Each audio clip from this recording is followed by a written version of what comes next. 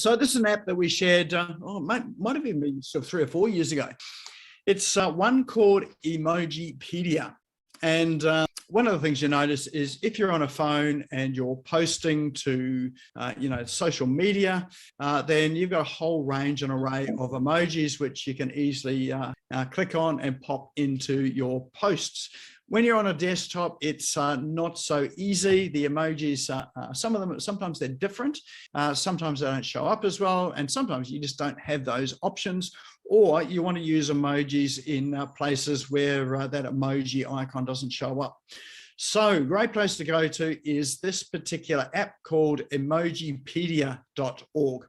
And what you do is once you get there, let's say you want an emoji of, say, dancing. So you just type dancing into the search bar, click enter, and then it will come up with a range of emojis that have to do with dancing. So you've got a whole heap of emojis there with dancing. Here we go, I've got a mirror ball. So decide we want to use a mirror ball. All you do is you click on that link for mirror ball, and you'll see amongst all the text, you'll see one part here that says towards the top there is copy and paste this emoji. Gives you a bit of history about this emoji and where it came from. So this one was September 2021, it was approved. But all you do is if you click that copy, that will copy that emoji, and you can use that for your social media posting wherever you like. So I've just pasted that back into the search bar, and you can see that disco ball in the search bar. What if it'll search on the disco ball, sort of if it's just an emoji of a disco ball? Yeah, it does that too. So there we go. So you can use that to paste into documents, into social media, pretty much anywhere you want to use it online. So this is a really handy resource. If you happen to be using a desktop computer and you just don't have access to the same emojis that you've got on mobile devices. So this is one of my go-tos, and it just really helps to break up text and helps to sort of sharpen up posts that are maybe not on social media, but they're in other places, or I'm on a desktop on social media, or even doing things like using scheduling tools, and you want to put emojis in your scheduling tool. So one of the scheduling tools that we use here is in Canva. So for those of you that are familiar with canva.com, or those that aren't, they have a social media scheduling tool inside Canva.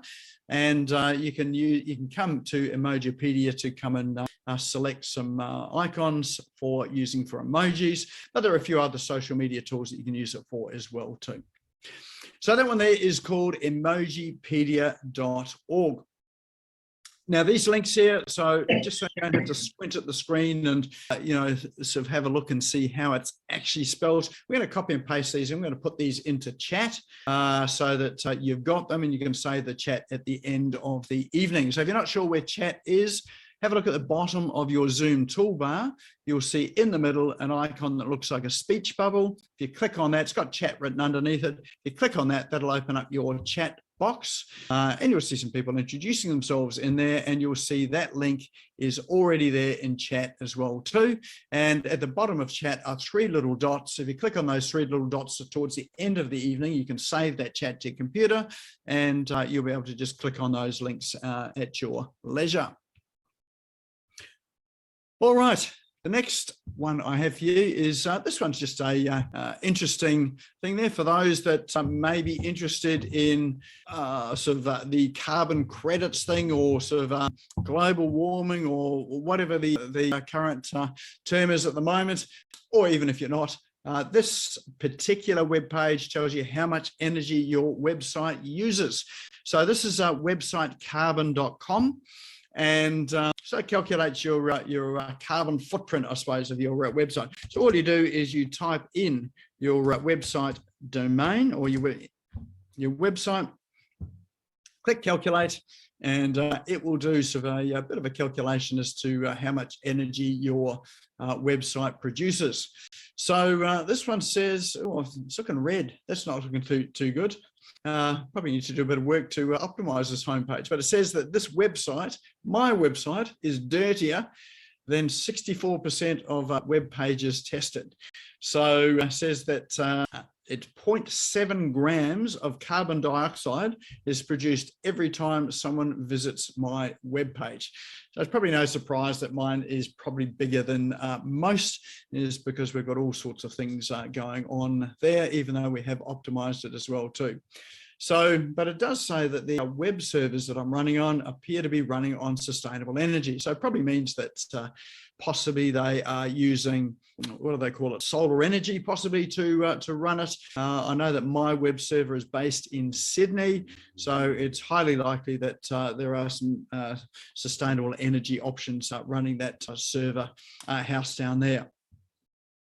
So there we go. With over 10,000 monthly page views, SmashGo produces 84.32 kilograms of CO2. So there you go. You can, and it emits the amount of carbon that 4 trees absorb a year. So all I can say is I'm keeping 4 trees alive with my website by producing that much carbon dioxide. So I'm happy to be contributing towards the life of those trees there. It's also enough electricity apparently to drive an electric car 1,400 kilometres. So what's that? That's sort of from Gold Coast to Sydney and almost back again. I'll probably make it back as far as Tweed or Byron Bay somewhere. So I'll probably just need a few more visits there to actually get back to the Gold Coast if I'm driving to Sydney and back again. So there you go, have a bit of fun. But if nothing else, when you see that, it's really a way of giving you some sort of measure of whether you can optimize your website a little bit more. And of course, all of us can probably optimize our websites just a little bit more. So that one there is called websitecarbon.com. All right, next app I have for you. I find my apps in all sorts of unusual places, and this one I happen to have got by right-clicking on someone's site and having a look at the source code, and lo and behold, what's in the source code is sometimes the apps and tools and plugins that they're using. And so this was one that I had a look at and I thought, oh, I wonder what they're using for this. Had a look in the source code, and this one is called FOMO.com. So you've probably seen some of those. In fact, if you look at the bottom left of my screen, you will see a little FOMO pop-up that comes up. It'll pop up every now and again. And in fact, when you do go and visit the site, you'll see it popping up as well too.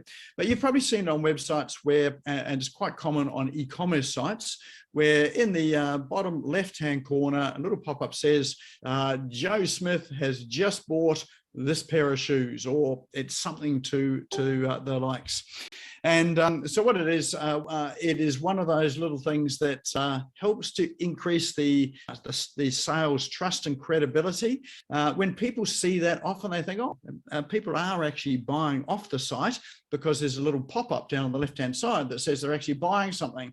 And sometimes you'll see these pop-ups that will say, so David from Sunshine Coast has just purchased, and so you won't get the full name at all, but people and often these things need to be real people as well too. You do get into trouble if you're using someone saying that they're buying it and it's fake. That does go against the consumer watchdog, or ACCC. So these are genuine people that have actually purchased as well. They might not be purchasing right now, but they have purchased. So this gathers a history of people that have purchased, what products they've purchased, and often sort of puts up their first name as well too.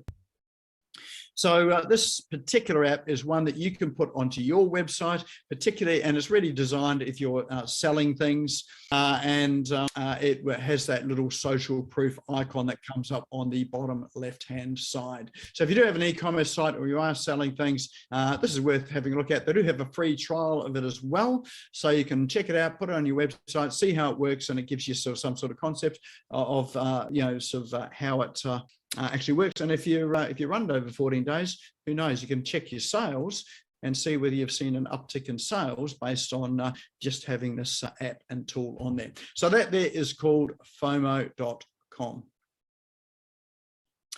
All right, next one is, people have often asked me how I get some of the photo effects on my social media. So anyone who follows me on social media will see that when I'm out at networking events or at training events, or even just out as it was this morning down at Labrador, and there were pelicans out there. I often take photos of things, and my photography skills are not that interesting. So just to make it a little bit more interesting, I've got this thing called Prisma. Or Lenser, it's called. It's from prisma-ai.com, so it's from the apps, and they give you all sorts of photo effects. It's an app for the phone, so it's for both Android and Apple, and you can get all sorts of effects like painting effects, as you can see on that one there. So you can get your painting, you can have line drawings, you can have sketches, and it gives you, actually there's hundreds of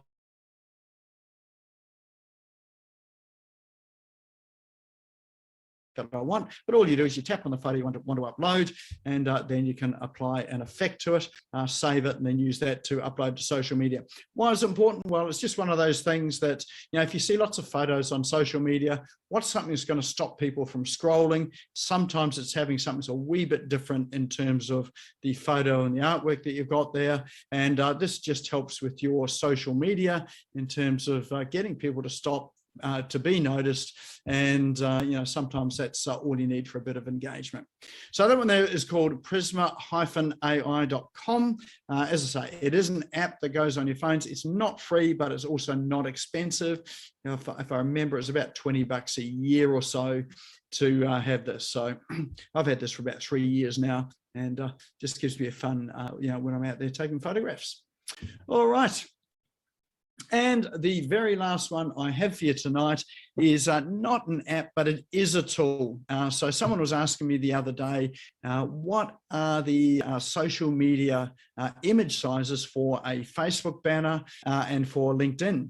And of course, being the social media platforms, they don't keep them the same. They are changing every now and again. So this particular site here, sproutsocial.com, it has a post here that has the up-to-date guide for the sizes you need to create your social media images in.